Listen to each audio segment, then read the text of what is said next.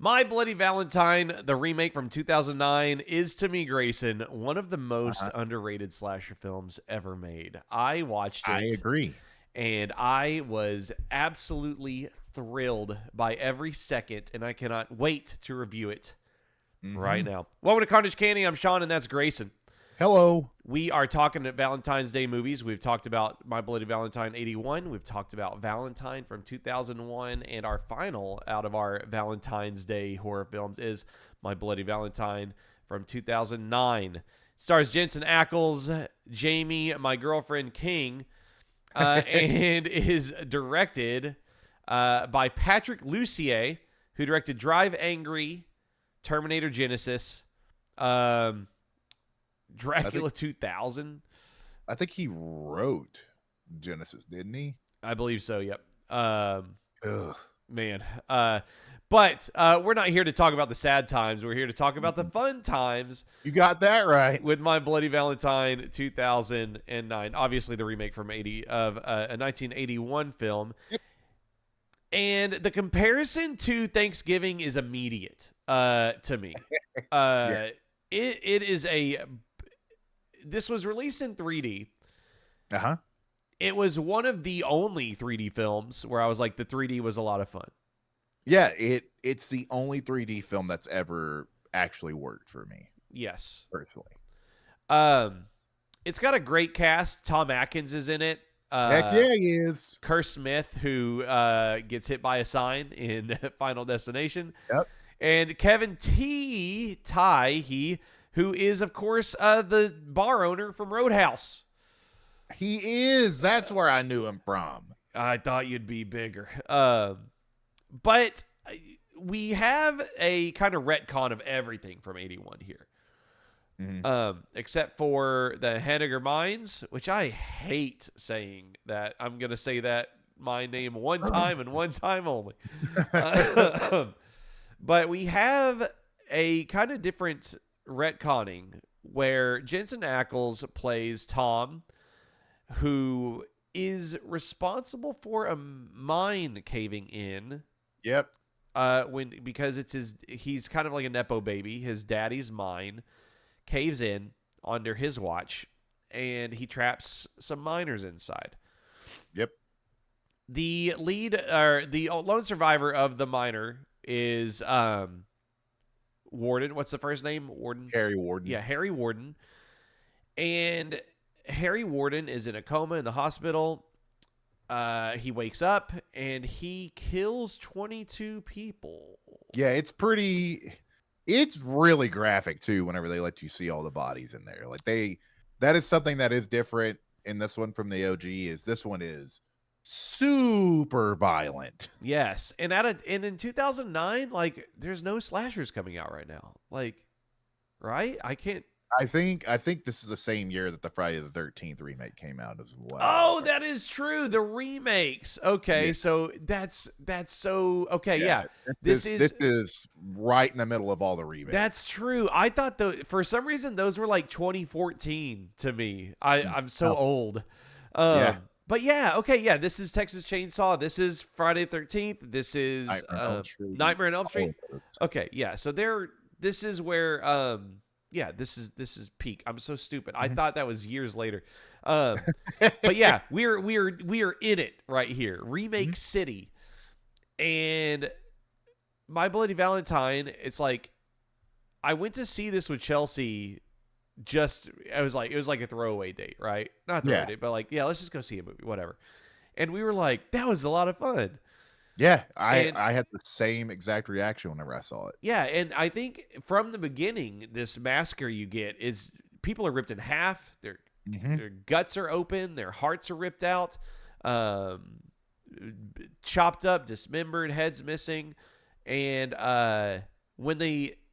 it turns out that, like, so Harry Warden gets, okay, help me remember. So Harry Warden kills 22 people. Yep. And then this same night is when they're partying in the mines. Yes. So Tom, Sarah, Axel, and Irene go back to the mines to just have a party. And whenever they go there to start having the party, they end up running into Harry Warden. Harry Warden shows up there, starts killing people there too. So already I was a little confused because I was like, damn, he got people trapped in the mine and he's already going back there to party? Yeah, exactly. It's a little insensitive a little bit, Tom. And the thing is I forgot that I didn't remember the movie very much at all other than I liked it. But I see Jamie King and I see Jensen Ackles and I'm like, why are they pretending to be 19 years old? Yeah, it's very odd. I'm like, they're like 40. Like, why are they pretending to be kids? And then I realized, oh, wait, they're about to flash forward 10 years. Well, not only that, but they're working in the mine, so they're supposed to be a little older, too. Yeah, yeah. But you also have Kerr Smith, who's Axel Palmer, and Betsy Rue, who is Irene. They're friends. And after massacring all the hospital people, he massacres all these kids. There's kids' dead bodies all over the place. Mm-hmm. And you have what was my favorite kill of the movie. You have a shovel kill in the mines. Really good. It is spectacular. So he great too with the mixture of CGI and practical effects. Like, it looks really good. Yeah, because you see like real hair getting hit and stuff like that. Like, so he shovels a girl right here, and it was terrible. He like pins the shovel to a wall and her head slides off. And the way that the minor actor here, do you know who it is? Because I don't.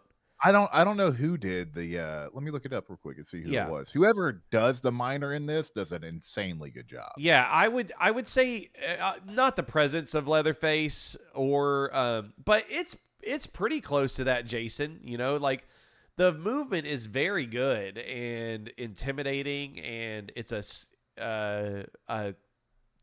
superhuman kind of presence at all times, right? Really intimidating. Most of the time, the miner goes completely unchecked whenever the miner is killing people. So pretty scary stuff. But what happens is Tom, Sarah, Axel, and Irene are the sole survivors of the Valentine's Day massacre. Yep. And Tom survives his attack with the miner.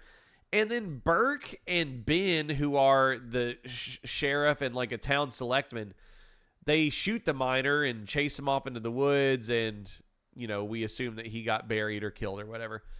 Yep. Flash forward 10 years later, Tom is back to sell the mine and get rid of the town. Axel is now married to Sarah, Tom's girlfriend, and Axel is the sheriff in charge. Would you look at that? Axel is such a piece of shit. Like, oh my God. He is. And but yeah, so we already know that Axel's a piece and like kind of cheating on Sarah, and so we're kind of rooting for Tom and Sarah to get back together, like from the get-go. Jamie King is charming and sweet. Jamie King's got the best cheekbones in the business. Like, she does. And she sells her character so well in this, and she's a great leading lady for this. But as soon as the miner comes back, or as soon as Tom comes back, the miner's back. And everybody assumes that Harry Warden isn't dead, Grayson. I wonder why they would think that. We kind of with Axel, and Axel is with is it Megan, I believe. He's cheating on Sarah. It's very sad. Megan is pregnant with Axel's baby. Ben, who is the town selectman, is mad that Jensen Ackles, the character Tom, is going to sell the mines. And just all hell starts breaking loose. I think we meet Irene again as a grown-up. And Irene is such a baddie. I love this hotel scene. I thought it was so much fun. Every single thing that happens in this hotel, it's like they wrote this scene and said, I'm going to one-up myself every 3 minutes during this scene. I think that this hotel sequence is like, maybe not it's probably like a top 20. Like, yeah, it is so much fun. Irene is just fucking with a trucker like crazy. Yep. Irene is just riding him, and then we meet Tom coming into the hotel, and the hotel manager is a little person, and it's so terrible. It is. But Irene discovers that she's being filmed by the trucker, and she, instead of laying down, she's full naked in heels, pulls piece, and runs the trucker down. Heck yeah, she does. And is going to shoot him if he doesn't hand over the sex tape that he just made without her consent. And you get the first kill of the movie, and you just get a pickaxe buried into a bald guy's head. Yep. Into the bald guy is actually the writer of the film too, Todd Farmer. Okay, that's awesome. Yeah. So he gets that buried into his head, and there's a part of me whenever I first saw this that thought to myself, that'll probably be like the big kill of this. The rest of it will probably be off screen. But no, they run back into. She runs into the owner of the hotel's office to hide, and the miner is looking for her, and about halfway through looking for her, the owner, who is the little person, is looking for their dog and comes into the room, and you probably get one of the most horrible deaths ever to a character. It is terrible on what the miner does to this character. He puts a pickaxe through them, like through their head and into the ceiling. It's like uppercutting somebody with a pickaxe. And then pins her to the ceiling, and then sparks and lighting is coming up. It's like, what's funny to me, Grayson, is in this scene, I was like, oh, hell yeah. Maybe the miner will let her go because she's a little person and she's very That's involved. What I thought too. And then the complete opposite happens. The miner just goes, what? Lifts her off the ground and pins her to the... I have never seen somebody just get the business done to them in such a horrible way. And she's such a sweet character. Sweet character. Yes, it's such a sweet character that gets done dirty so hard. It is.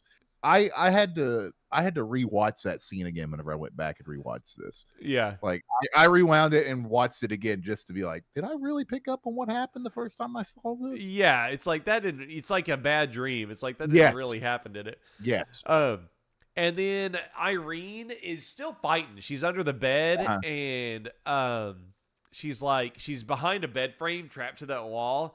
I thought he was gonna cube her. I did too. But excuse me, he just uses it like a damn cookie cutter and uses the pickaxe and hits her in the belly with it. And then there's that terrible scene of he throws her into the heart-shaped bathtub.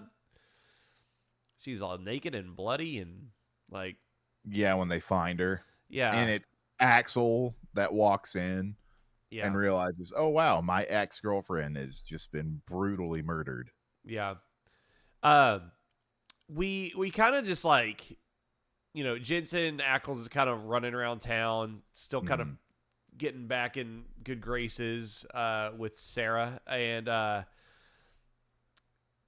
he goes into the mine, and there's another scene where another kill. The miner is fighting with just another regular miner, and Jensen he's locked inside of the cage and watching the miner happen. And that's when you get our first big hint at what the deal is going on. Is you have Tom and the miner looking at each other like.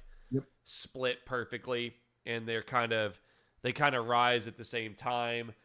And honestly, it's like, even though I didn't remember the movie, I immediately was like, oh, that's so fucking obvious. How would I not notice that?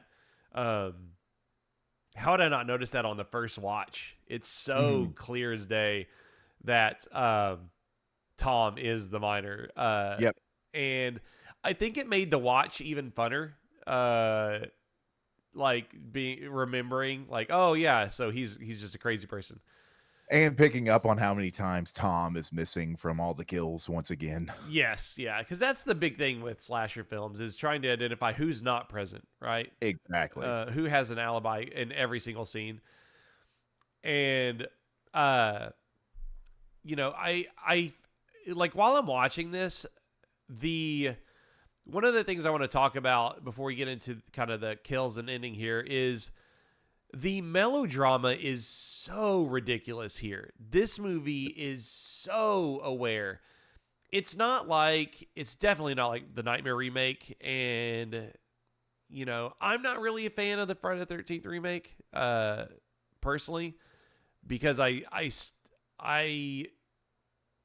feel like that one was like a middle ground. I think I love this one because this one feels a lot like Thanksgiving. It knows exactly. It knows how stupid this premise is. It does.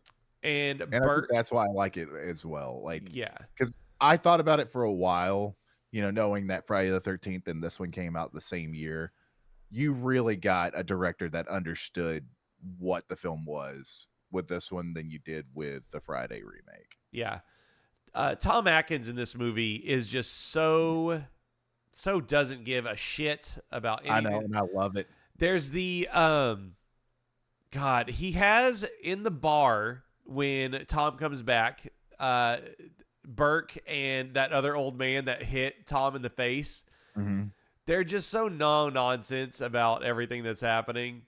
And Burke's line delivery is just like, he's back in town. It's just so, It's so self-aware and perfect. And if you put this up with, if you made a trailer like this in the Grindhouse style, it would translate perfectly, I think. It would. It would 100%.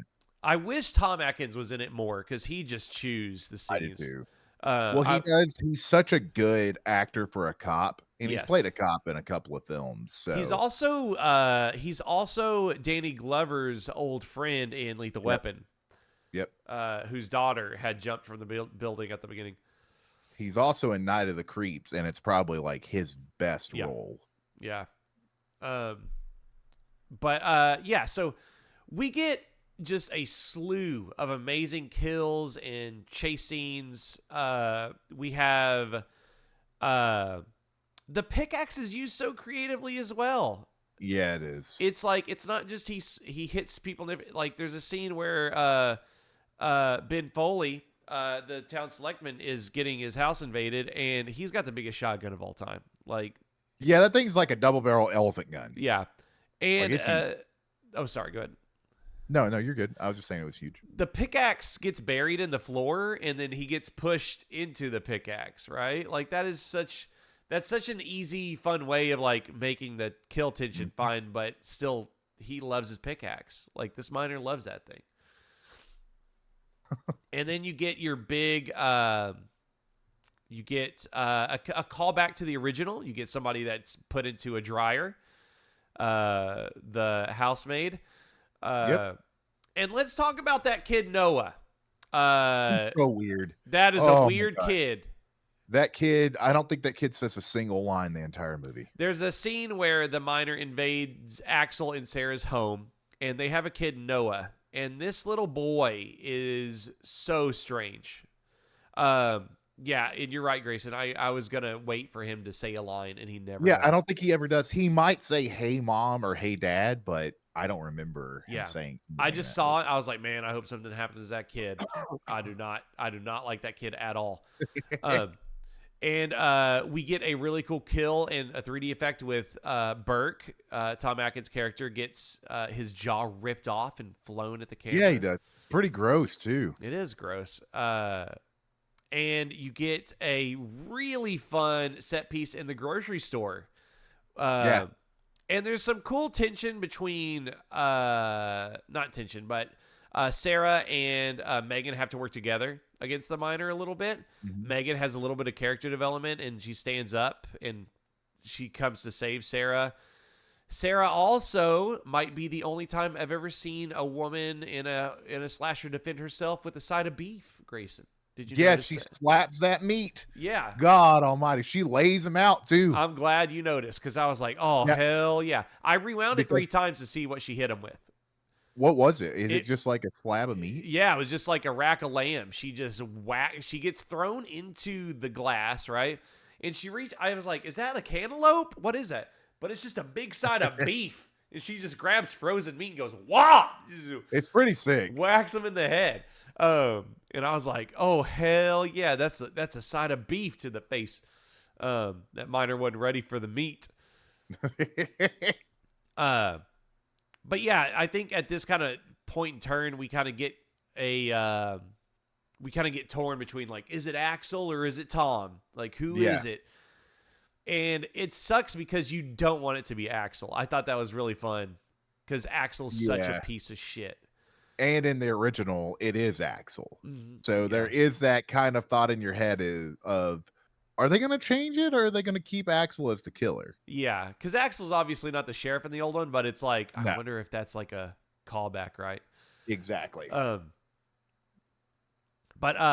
Yeah, so we find out that Axel has obviously been cheating on Megan in his dad's old house, right? Yep. And Tom has found this old house where Axel keeps all of his secrets. Yep. And he's going to take Sarah over to the house and expose Axel for the killer he is. But then you find out Axel just got in word that Tom has been in an insane asylum for 7 years. And then he calls Sarah and says, hey, Tom's been in an insane asylum. You need to get the hell out of the car right now. I swear to God, please. And yeah, she does. She crashes the car in another cool 3D effect with the limb coming through. Yep. I remember that one got me too. The only 2 parts of the 3D effect in the theaters that got me was the pickaxe at the beginning when he throws it at the windshield and that scene. Yeah, those are two really, really good effects. Sarah, finds she gets out of the car, but then she finds Axel's house, and it looks like Axel's got a ton of extra Valentine's boxes that he's been putting hearts in. And so she's all torn and shit, and you get another scene where she's diving out of windows. The miner shows up and tries to kill her. And yeah, it all kind of boils down to this really good scene where Axel and Tom and Sarah all get into a mine. Yep. Sarah's got the gun, and it's just like Sydney, right? She's got to choose. It's either Tom or Axel. And I love this scene where Axel says, do us both. Yep, I was going to bring that up too. I thought it was so cool that Axel just thought, you know what?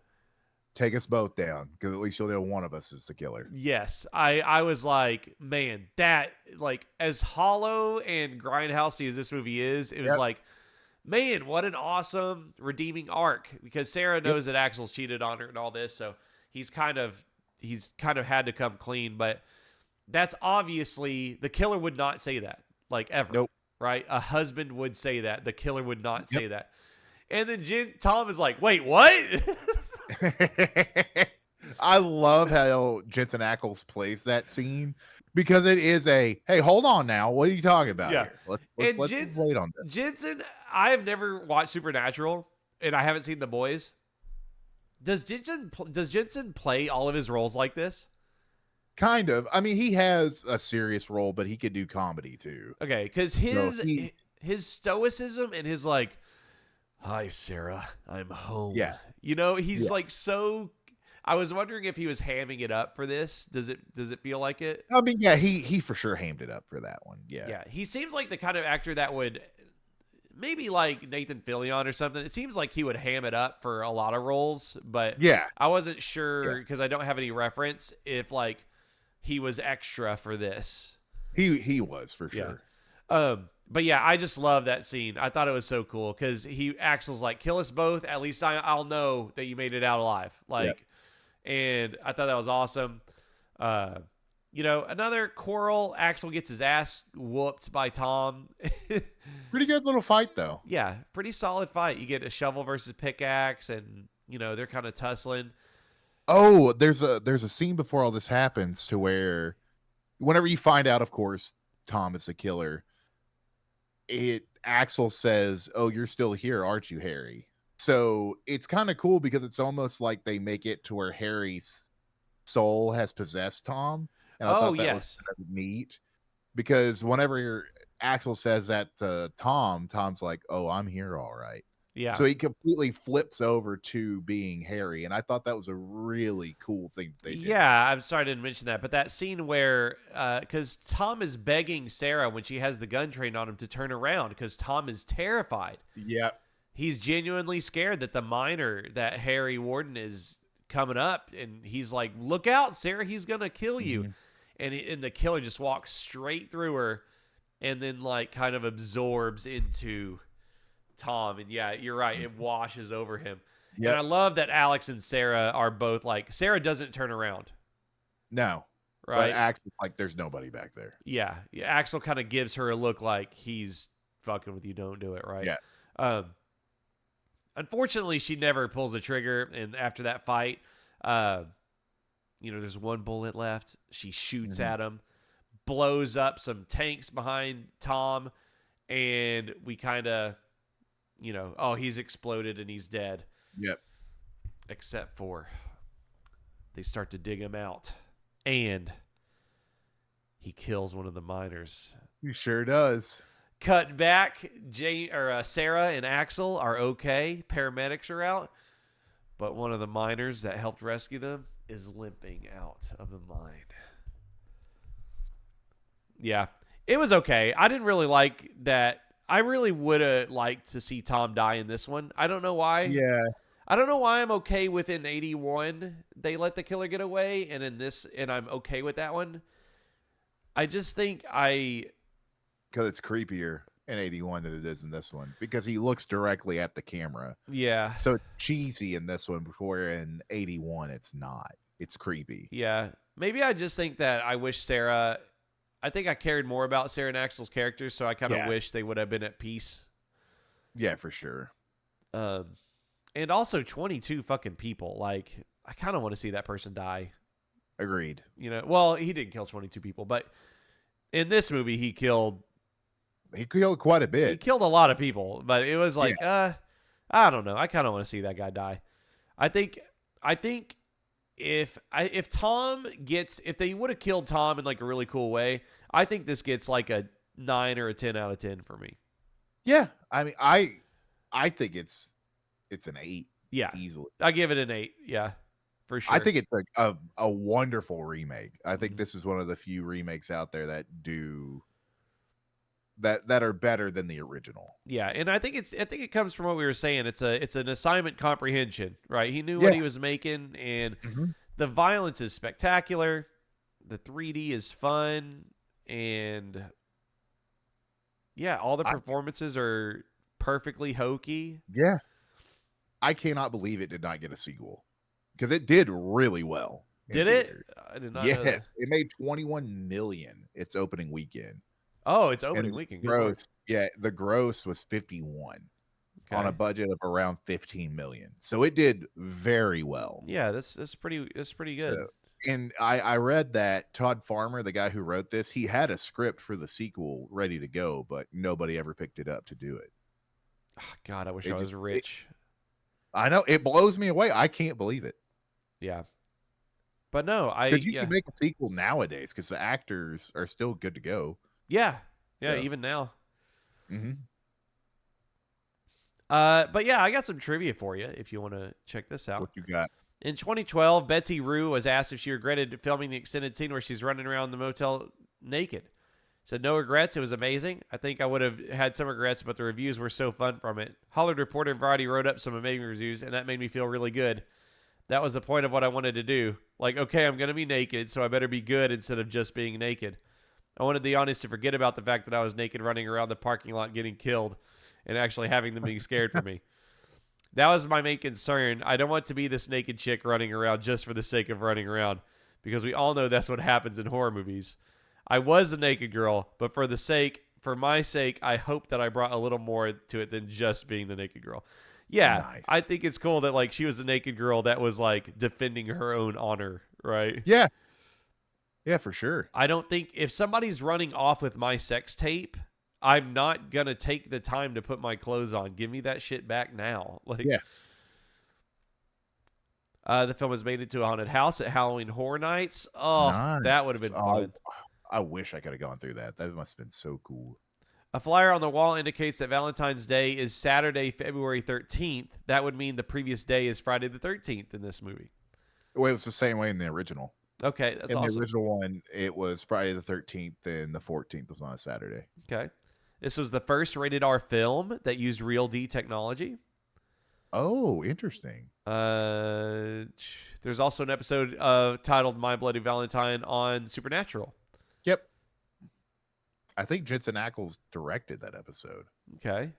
Obviously, Padalecki was also in Friday the 13th, so they both had their remake moments. Yep. This film was shot in Pennsylvania because it allowed production crew to take advantage of the state's tax incentives for filmmaking. Just like the original one did the same thing, but in Canada. Awesome. Yes, you're right. Todd Farmer was Frank the Trucker. Mm-hmm. Farmer's wife, Melanie, is thanked in the credits for allowing him to get naked. The same town was featured in the Mothman prophecy that featured the bridge. I was going to bring this up because I knew that from just seeing it. I've never seen that movie. Okay, we should do a Mothman prophecy review. That would be a lot of fun. But I knew that the Mothman prophecy's cinematography of the town, I saw it and I said, that's the Mothman prophecy city.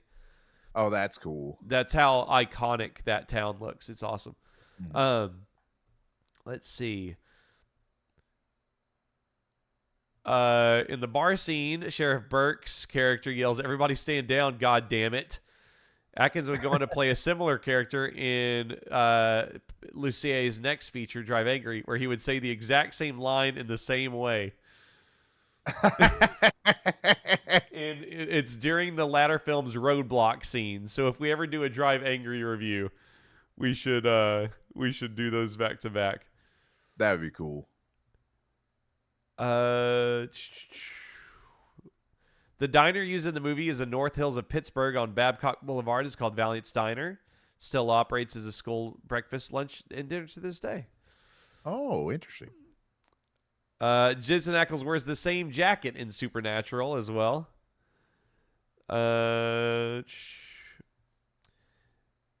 Okay, and the original My Bloody Valentine was one of a number of holiday themed horror movies. Tom Atkins appeared in Halloween 3, and Betsy Rue appeared in Halloween 2. Yep. The Rob Zombie remake. Mm-hmm. Jamie King also was in 2012 Silent Night, which I've never seen. It's bad. Oh, yeah? It is a bad movie. Okay. And finally, Sherry Moon Zombie was offered a role in the film, but she doesn't appear in films that aren't directed by her husband, apparently. That one's got some downvotes.